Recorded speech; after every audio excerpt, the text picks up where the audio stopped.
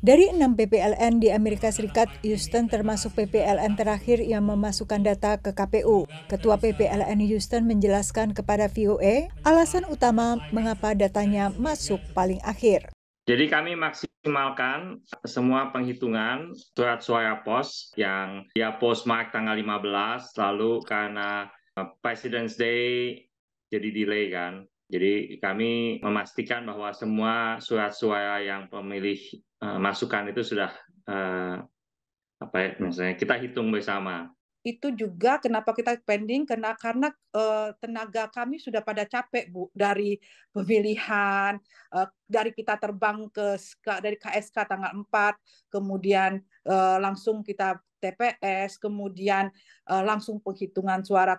Baca dari KPU, petugas pemilihan itu banyak yang sakit dan meninggal. Jadi kita berusaha safety-kan untuk petugas kami. Yang penting tidak melewati dari aturan yang dijadwalkan oleh KPU. Sementara PPLN San Francisco yang juga baru selesai rekapitulasi punya alasan sendiri.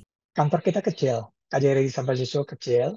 Jadi kita hitung satu-satu. Bukan kayak di LA kan ruangannya besar. Dia bisa paralel, bisa 10 TPS atau pos 9 ya. Terus di New York dia kan nyewa gedung. Kalau di KJRI ini mungkin bakalan lama juga kayak kita. Itu aja kendalanya, kita nggak bisa bikin paralel. Nggak ada ruangan. Dari PPLN San Francisco maupun Houston, paslon nomor 3 meraih suara terbanyak disusul paslon 2 dan 1.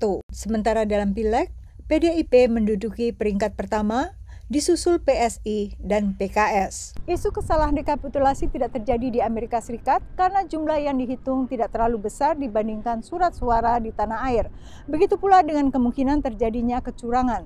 Boleh dikatakan tidak ada, menurut penjelasan dari pihak pengurus, pengawas maupun para saksi. Meski jumlah suara jauh lebih sedikit, pengawas serius memantau jalannya penghitungan. Kalau misalnya pelaksanaan pemilu di Washington DC ini ada terjadi suatu berita yang negatif, itu menjadi dalam negeri bisa menjadi isu yang digoreng untuk hal-hal yang kepada kepentingan lain. Jadi maka sebagai Waslu di sini ketua berusaha memastikan bahwa pelaksanaan tahapan pemilu itu berjalan sesuai dengan aturan yang ada. Sementara politik uang juga tak dikenal. Main bombong duit, atau juga suara luar negeri juga nggak ada, nggak begitu terpengaruh. Nah kayak gitu, jujur aja, luar negeri ini nggak terlalu banyak untuk kampanye duit segala macam, nggak banyak yang mau ngasih itu. Makanya kampanye di sini kan maksudnya nggak banyak. Sedangkan untuk kesalahan rekapitulasi seharusnya bisa dihindari jika dilakukan dengan benar. Dengan selesainya rekapitulasi hasil Houston dan San Francisco, maka untuk Pilpres di seluruh Amerika Serikat, paslon Ganjar Mahfud unggul. Dari Washington DC, demikian laporan tim VOA.